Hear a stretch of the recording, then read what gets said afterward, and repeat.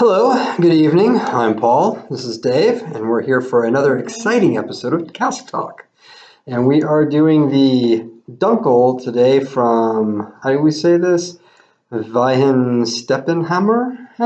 I think it's Weinstefaner. So it's German night for us. We're actually doing another Dunkel later on, and we had sauerkraut and sausage for dinner. Beer sausage, good stuff. But we said we haven't done any Dunkels yet, so I went to the store and picked up some Dunkels. I believe Dave was actually wanting me to get something else, but since it's my money and I'm at the store, sawed off, Dave. Yeah, well, I'm actually really happy with this. Weinstefaner is an amazing brewery. I love German beers, and I think I've made it really clear that I love Hefeweisens and really wine or yeast-centric beers. So Belgians and Hefeweisens are very yeast-centric. The cool thing about this brewery, founded in 1040. This was before they actually spoke French in England. And they've been around a long time. They've been around when the Vikings actually were around. So technically, when they were around, there were still Viking raids. That still existed. So as a fan of history, I'm pretty excited about the history of it. I've had this beer before and others from Weinstefaner, and I think they're amazing. And this was the name of the law you were talking about that this was brewed under? Yeah, so it's the Reinheitsgebot bout law, and it was in 1516. It was essentially noblemen who came together, and the way that I equate it to it, it's like our modern FDA, right? FDA says, hey, you can't put that in food and still call it food. And essentially that's what they came up with. They still follow that purity law, and that purity law basically says if you're going to call it beer, it has to be essentially malt, hops, water, and yeast. That's it. So even when they go to like carbonate it, to be able to carbonate it and keep it according to that law, you have to be making a new batch at the same time that you go to carbonate it, use that wort to basically infuse it, wake up the yeast and then cap it off so that it pressurizes and it absorbs that CO2 into solution to be able to carbonate it. Yeah, because you can't make it outside or you can't add extra. Can't add CO2 to it. You can't add sugar to it, but you can add more of what it is and still call it beer. So it's kind of an interesting thing, but you know that there's no. They also tout themselves as being like the first environmentally friendly brewery, which, I mean, if you've been around since 1040, you could tout yourself as being the first whatever. Sure. Because let's be realistic, in 1040, there really wasn't any environmental dangers like there is today, where you're dumping boatloads of, smoke from burning, tires or whatever. Yeah, so this would be pre-industrial revolution, so we wouldn't even thought about it because we weren't really putting it out that much, and heating your home is not that big of a deal when you look at the big contributors that are out there. So the interesting thing about it too is when you come to yeast, and I talk about this pretty often, is yeast is really specific. Like when you have a Belgian beer, it's from the Belgian yeast in the area because everything was open, kind of fermented back in the day. So it was naturally exposed to these yeast in the area.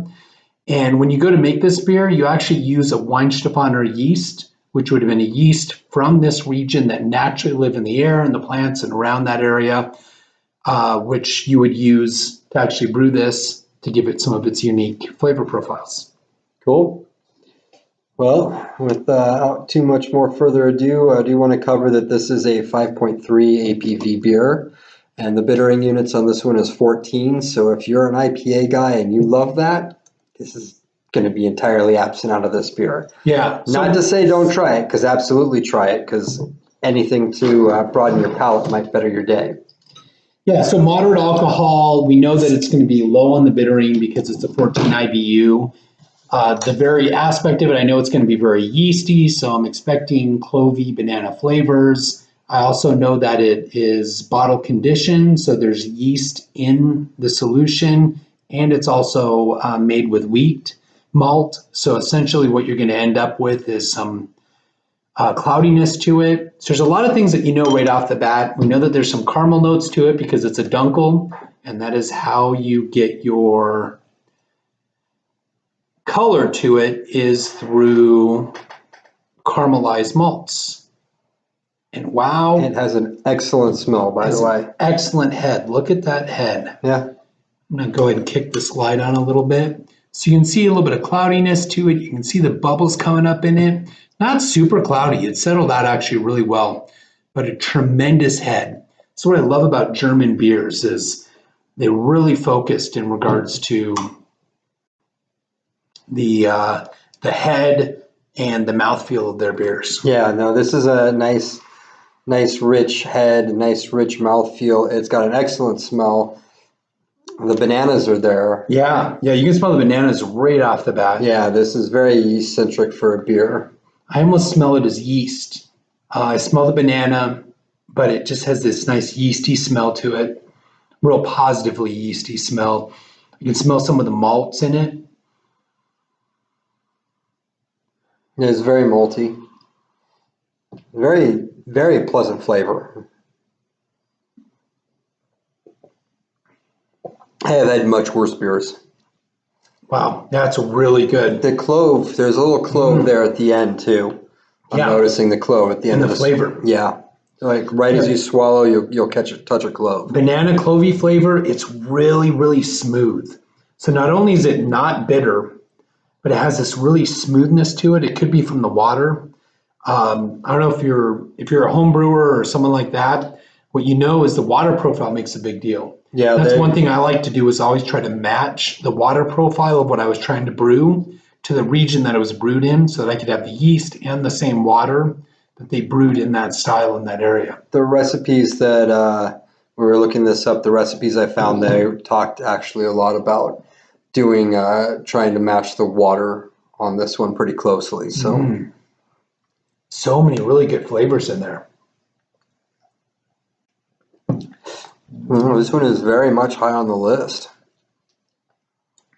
Yeah, for a moderate alcohol beer, this is really, really good. A little bit of carbonic bite to it, which is good.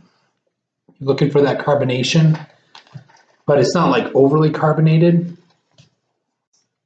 Really smooth on the mouthfeel. Some great flavors. It's caramel. There's a touch of caramel in there too, I think. Yeah, but not overly sweet. No. And that's, I think, one thing that I really, really like about it. It's very well balanced. I obviously lean a lot towards sweet beers, so in comparison to like bitter beers, but it's not overly sweet. It's not overly bitter. So even though it's low bitterness, it's balanced really well. I would probably say I'd like it if it had more bitter to it, but I am not complaining, not by any stretch. This is very well balanced. It's a very good beer.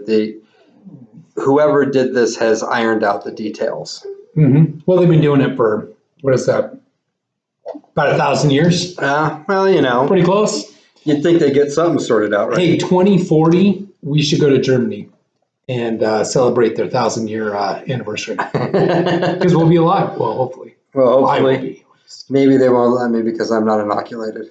That's a really good beer. So if you've never had a Hefeweizen whatsoever, it's a unique beer. So you're talking about something that is going to be a little grainy. It's got this wheat character to it. You're going to have these banana notes, these clove notes in the smell and the taste. The Dunkel, the difference between it and the Dunkel is the Dunkel might be a little bit more alcohol by volume comparatively. And what you're also doing is you're darkening the beer. I think Dunkel actually means dark in German. And essentially, the way you're darkening it is you're using some caramelized malts. Just heat it up to where it caramelizes the sugars in it. It adds a really nice flavor to it. But I really think where this stands out is how they brewed it to be able to create that banana clovey flavor, the banana clovey smell to it, which has a lot to do with the yeast strain and the methods that you're going through when you brew it. And the fact that the water just really provides really smooth. Yeah, I mean, it is very smooth. There's a lot of really positives to it. It's a very great satisfying beer to beer. enjoy, and I think this is probably Hey, if the you're not going to best. drink your rest of your bottle, you just let me know. Oh, it will not be a problem for me to finish it. Oh, that's too bad. I had high hopes. So we're going to go ahead and score this situation here. As far as the presentation on the beer, we have nice lacing, fantastic head, beautiful color, great smell. I'm going to go with a 9.5 on this one. I don't know where you're at on that. I'll match you on that 9.5. I think that's a good call. It has a great smell to it. I would only thing that I would give it a 10 is if it really kind of stepped up some of that smell to it even more, like really punch you in the face. But it's a really, really pleasant smell. Has a great look to it. Moderately clear, which I was really surprised for a bottle conditioned and a wheat beer. So I think they've done a great job on that. I wish it had a tiny bit more lacing, but overall, if I see that and know that that's a Dunkel, I'm excited. It's good. As far as the taste on this beer, I'd like to see a little bit more bitter in there, but it's a very well balanced, excellent product. I'm going to go with an 8.75. I can't see where people would have much of a problem if they had any appreciation with beer if they didn't, regardless of what you like. I can't see where you wouldn't enjoy at least one of these. Mm-hmm. You may not want to kill 5 of them in a night, but not that these come in 5 or 6 packs that jerks only sell individual. Yeah, for me, I could drink this all night, this kind of beer. I really, really enjoy the Hefeweizen, Dunkelweizen type Oh, beers. no, I could. And for me, the Dunkelweizen's definitely kind of the I could drink this all night. This is a fantastic I would not beer. be disappointed whatsoever if this was the only thing I had access to. I'm going to give a 9 on the taste. I think that from a style standpoint, They hit it out of the park. they hit it out of the park for sure. I mean, it is probably the perfect example of what it is. I couldn't see making it really any better. Yeah, it's fantastic. My overall impression on this beer, I'm going to go back to a 9.5 on that. I just think that it's a great product. I'm actually very pleased with the product.